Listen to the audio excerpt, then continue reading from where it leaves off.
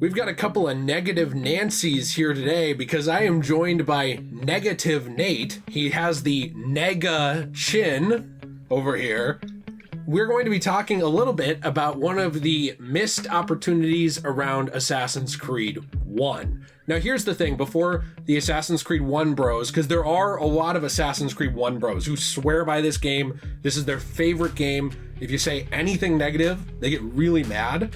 Before you get upset, this actually is not about the game design choices or the story execution or anything like that for AC1. I think overall, Nate and I both, we really like AC1. Yeah, it's my favorite game of all time, by far. Okay, yeah. Well, now you're lying. I love the game. I think it's awesome. I love it too. And, you know, I think before we did talk a little bit about some things that we didn't like about it and some things that we did.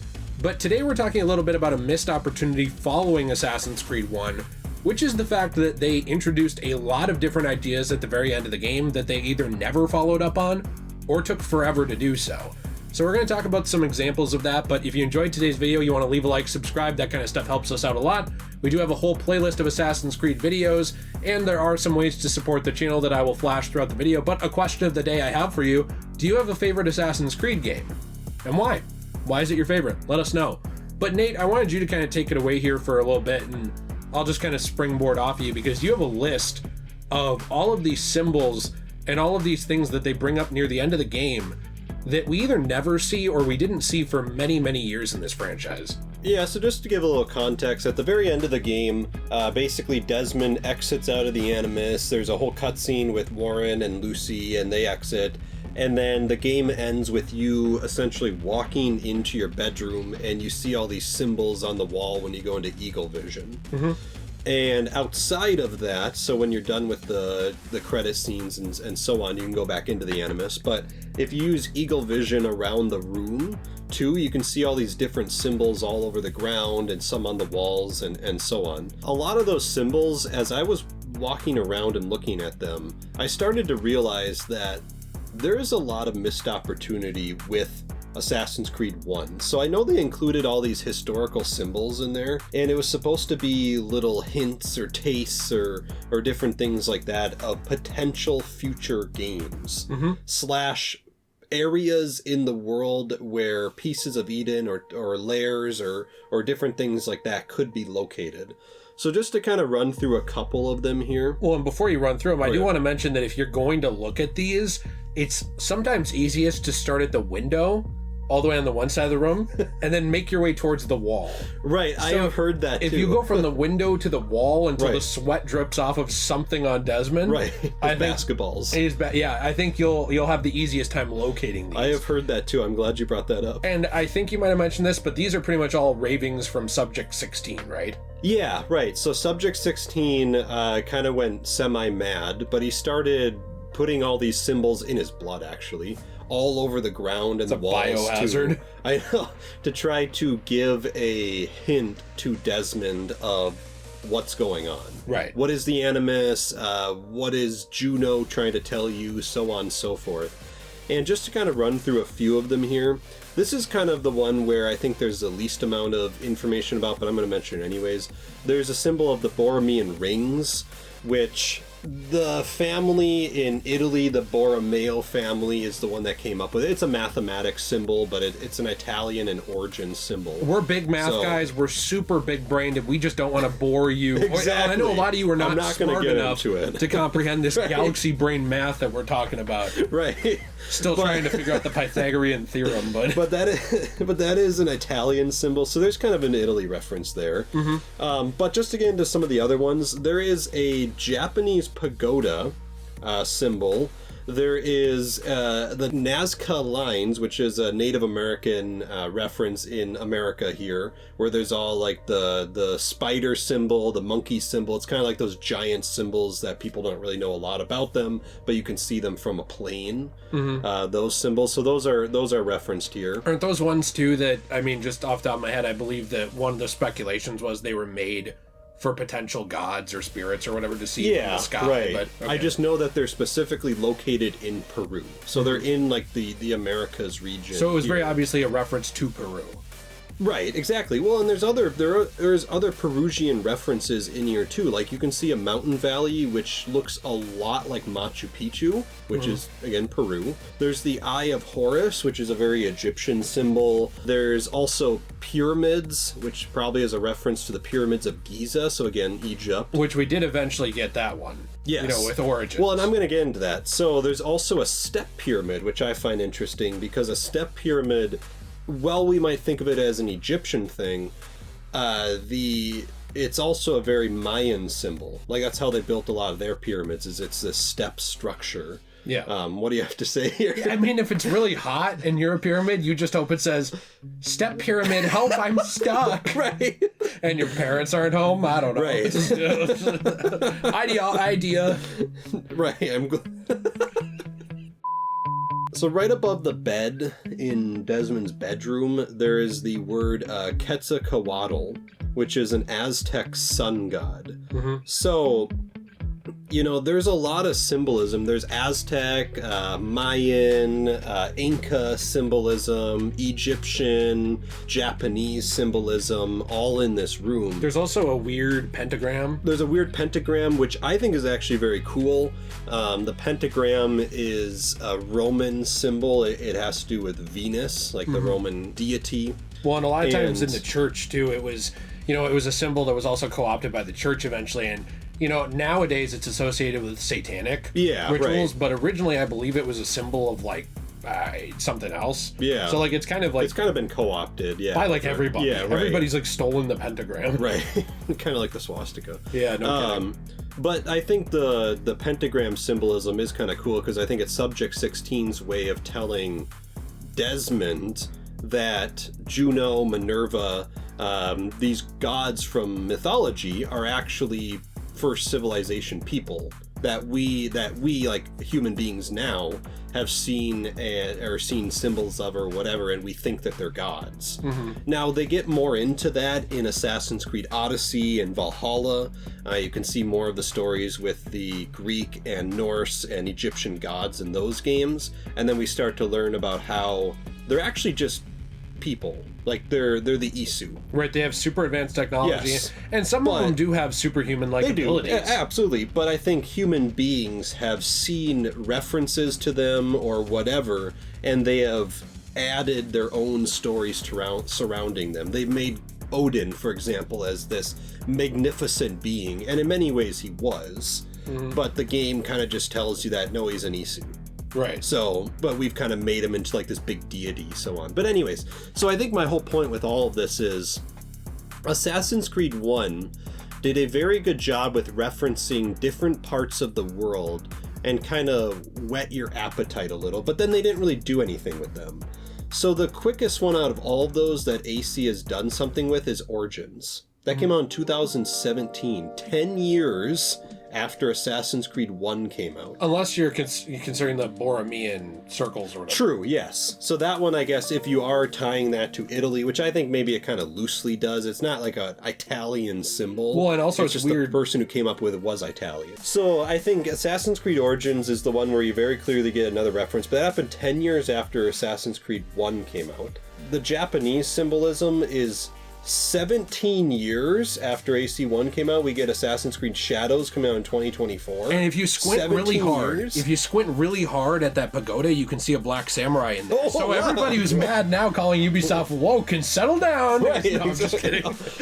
I know, we waited 17 years just for everyone to be mad. I know. I don't think you and I care, but we still haven't gotten any Aztec games, even though there's a lot of cool times and areas you could go along with that. We haven't gotten any Inca, Mayan games. Aztec has also been rumored like twice now. Right. Where it was like, oh, maybe the next one's going to be Aztec, and people were, hyping it up and making I will say in AC4, you do go to some Mayan areas, just because you're in the Caribbean. So there is some Mayan areas of AC4, but it's not a Mayan game. No, and a lot of just you go to some areas that are from Mayan cultures. Right, but a lot of them you're going to also are pretty much abandoned by those cultures. Yeah, exactly. Like they're just like an island with Mayan stuff on it. Yes. Or the native Caribbean stuff from that island, because it's obviously not all Mayan. And then, you see that stuff, and then there's British or whatever soldiers walking around, from whatever country that they dropped in. I think a lot of times that one's it's Spain and France, isn't it?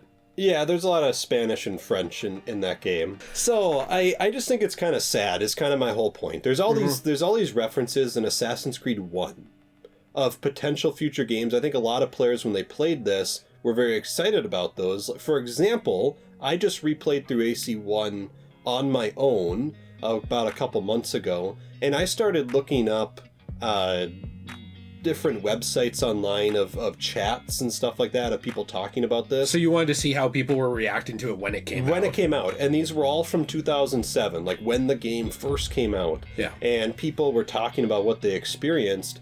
And I actually got kind of sad, because a lot of what people are talking about was, oh, this is so cool. Look at this Japanese pagoda. I think the next game's going to take place in Japan. Yeah. And I just kept thinking, yeah, good luck with that. Like, you're going to be waiting a while. Now those people probably have kids and don't even play games probably anymore. And maybe they don't even play Assassin's Creed, or just video games in general. Yeah. So it's kind of sad. And Assassin's Creed in general has always done this. I know AC2 has a lot of references, which I think we're going to make a video later on about. Assassin's Creed 3, 4, like all these games reference other areas. Even Syndicate references World War I. Like Assassin's Creed always does a good job with referencing other areas, time periods, things like that, and then they don't do anything with them. That's called world building, essentially. It's the idea of like you show that there's a world that you live in, that your character is in, that the present day is in, the past is in. You show that the world was there before you, it'll be there after you, and that there's other places. But the problem with world building is if you introduce too many like salacious or interesting ideas, like my favorite character, Salacious Crumb, who never got a follow-up in Star Wars, what ends up happening is there's a lot of people who are like, I'd rather see that.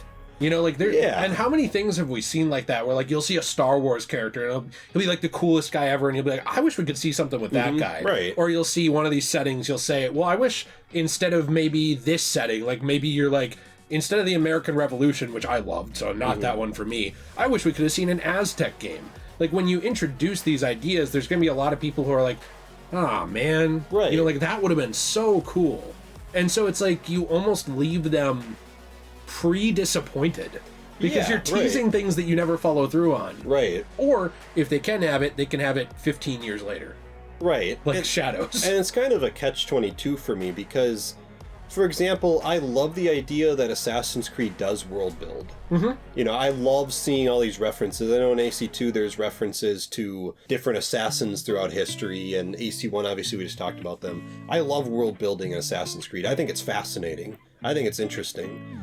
But at the same time, I'm also disappointed because now I'm thinking about, oh, that would be kind of cool to see a game set during the Spanish Inquisition. And we get to explore, different Aztec cities. That would be awesome. Or, oh, I'd love to play as the assassin that assassinates Alexander the Great. That would be really cool. I'm thinking about all these things that Assassin's Creed has world builded throughout the years, and it just makes me disappointed. Right, because you're always thinking about that. I'm thinking would be such a that'd be cool awesome, thing. Yeah. Or the World War I game from Syndicate. That's another prime example. That was one I always waited for. We even got gameplay of it. I genuinely think gameplay of it. I actually could make a whole video on that with you, but I genuinely think the reason we didn't see it is because they didn't want to make a lead just a woman. Right. And because now before someone's like, well, no, Ubisoft's woke DEI, they love black people. It's like, I can't, like, I understand that Ubisoft checks some boxes sometimes. Yeah. I'm not blind to that. But they straight up said that, like, before that, they don't think women sell. Well, yeah, that's what they said with the Odyssey. Right, and so they put Alexios on the cover. Right. And they did the same thing. Like almost every time there's a female main character, there's a male paired up with them. Yeah, they're even doing this with Shadows. Right. There's a female main character, and they're like, well, here's a male character. Or you get like a handheld spin-off like Liberation or Chronicles China. Yep. So I don't know, that's kind of my thing, is like they are always building this stuff up, and they have their corporate BS reasons for why they don't follow through on a lot of this stuff, I think, like that. Yeah. But I think it's just unfortunate because when you do that, you leave people so excited for like what the possible future is, you leave them speculating, and speculation is good and bad. It's really good for a series to keep discussion alive, to keep hype alive, to keep people, you know, like going back to videos, upvoting them, then they're appearing in more people's feeds, more people are getting reminded of your series, and they're like, oh, I should go play that again, or I should buy that. It's bad though, because you're also going to have a built-in fan base that no matter what you release afterwards is going to be let down because they built up the thing in their head that they think you teased. Yeah. And now no matter what you release, that is disappointing to them. Right. We're seeing that now with AC Shadows. You know, people built up for many years what they thought a Assassin's Creed Japan game would be. And this already is not that for some people. It's got Yasuke as a samurai. Some people wanted a samurai, some people didn't. I've seen people say, you should only be a shinobi, you should only be an assassin. I've seen people say, it shouldn't be dual protagonist. I've seen people say, no, it should, but Yasuke shouldn't be here. No, it should, but now he shouldn't be here, or Naoe or whatever. My point is, people build this hype up in their head because of stuff like this. And then whatever you do, you're going to have a lot of people mad. There's not going to be any way to please them. Right, and I'm thinking about if they would have done Shadows years ago, I think a lot of people would have been very happy about it, you know. But instead, they waited till after Ghost of Tsushima came out, which is not fair. I agree. Ghost of Tsushima is an amazing game, but it's inevitably you're going to get compared to it. Well, and also after Sekiro, and after a huge political, you know, like upheaval in the United States, where like people are more galvanized than ever, and so like they're very much on the lookout for things. I think if this game would have come out in 2010, for example, I think people would have loved it. Yeah, they would have just thought, oh, this is a fun fictional game. Nobody would have read into it at all. And the sad thing to me about Assassin's Creed 1 specifically is I'm imagining players after they play through AC1, they don't have AC2, Brotherhood, none of the other games, they just finished the first game. Now they're excited about, oh, I can't wait for the second game. Oh, look at all these references they tease, like Japan, Peru, the Aztecs, Egypt. I wonder which one we're gonna get. And then Assassin's Creed 2 comes out and it's like, oh, it's in Italy. I mean, now, to be honest with you, Assassin's Creed 2 is amazing. And I think most people were not let down at all. I don't think people were let down at all. But I still think they expected the others. I do think people did have a part of them that expected one of those areas. Yeah. And then when it wasn't, I think they were like, oh, okay, well, maybe this will be cool. And then it ended up being awesome. Right. So, you know, obviously this is kind of revisionist history of something that, you know, it's not like AC2 is bad. I understand what you're saying, though, but like what I'm saying, too, is that I still think that even when they got that, they would still expect to see these somewhere down the line that is not 17 years later. Yeah, maybe like AC3 is Japan. Right. You know, maybe it's like, oh, yeah, this Italy game, oh, that was really fun. Oh, I can't wait to see these other areas that they referenced earlier. You know what I mean? And then you never get a lot of them. Like that's why Japan has always been talked about. Ever since Assassin's Creed 1 came out, Japan has always been talked about with fans. And I'm willing to bet it's because in Assassin's Creed 1, you teased it. Yeah. I think that they kind of set up an impossible expectation. Exactly. And, you know, it's the same thing. We see this all the time. We see this with, like, when a brand comes back 20 years later with a sequel, or when, you know, people talk about things like Half-Life 3. It's like, well, you build these games up in your head for so long that by the time the company does get to it, they kind of blew their shot because so many people are going to be bummed out. So, I don't know. I mean, this is not really about AC Shadows. It's really just about the fact that Assassin's Creed 1 built expectations for a lot of stuff that they either never followed through on or waited 10 to literally 17 years to follow through on, which is a long time, like a very long time to bother even getting around to it. So let us know what you think in the comments down below. Were you ever expecting any of these? Maybe you're old like us and you remember when Assassin's Creed 1 came out, you were roaming around with the dinosaurs and you pulled out your Xbox 360. Maybe you didn't, but let us know what you think in the comments down below. If you enjoyed today's video, please be sure to leave a like, subscribe for more content. I do have a Fortnite code, which is DJAY123. If you want a true Assassin's Creed spiritual successor, Ezio is in that game. So is Ivor. I don't know why it's only those two. Makes no sense to me, but they are in it. So you can always use our code, help support our channel. And we do also have our own store, CosmoBunny.shop, where you can use the same code DJAY123 for 10% off your first order. We have comic book and manga resin pieces. These are from comic books and manga that were not able to be sold, sometimes even magazines, and they're damaged in stores. And what we do is we get them either dirt cheap or for free. We turn them into transformative art pieces for your home, like coasters, keychains, trays, and more. Then we recycle the rest of it, so we make a transformative, cool little thing for your house, and it goes to help support our channel. We also do have handmade beaded jewelry over there as well. So maybe you have a loved one in your life with some kind of bar mitzvah coming up, a birthday, maybe a Ramadan celebration. I don't know what you got going on, but any purchase goes to help support our channel. We appreciate you very much. Have a fantastic day. And as always, everyone, stay shui. All right, now flash a symbol of like fascist Europe from like a very specific era, and then like they'll think the next video is going to come from that. We'll do it in like 30 years.